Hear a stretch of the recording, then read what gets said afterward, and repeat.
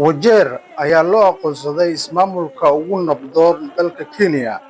Waxaa sidaas lagu sheegay warbixin cusub ee ay soo saartay waaxda qaabilsan kaydinta macluumaadka ee KNBS.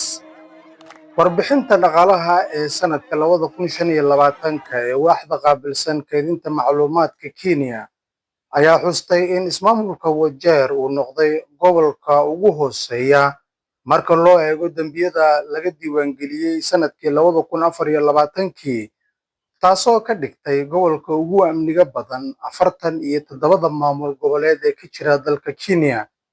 Sida ku xusan warbixinta, Wajeer waxaa laga soo tabiyey oo keliya 558 kiis oo dambi ah, waxaana ku xigta ismaamulka Mandera oo laga diiwaangeliyey 373 kiis, iyo ismaamulka Lamu oo 400 oo xaaladood laga diiwaangeliyey. Gobollada kale ee dambiyada yar laga soo sheegay waxaa ka mid ah Samburu, Tana River, Garissa, Taita Taveta, Elgeyo Marakwet, Isiolo iyo ismaamulka West Pokot.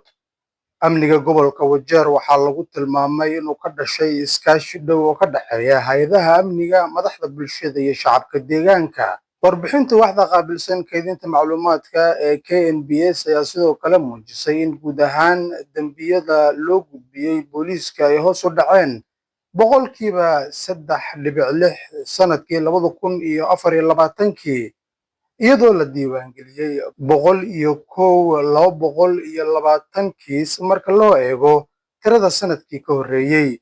Waxaa si gaar ah loo sheegay in dambiyada taraafikada iyo kuwa ku lugta lahaa dalxiisayaasha ay si weyn hoos ugu dhaceen, iyadoo hoos u dhaca uu gaarayo 58.4 boqolkiiba iyo 42.6 boqolkiiba kiisaska la diiwaangeliyey. Si kastaba ha ahaatee, qaar ka mid ah dambiyada ayaa kordhay, sida burburinta hantida bulshada, dambiyada ka dhanka ah booliiska, iyo qaar kale oo ay ka mid yihiin xeerka ciqaabta.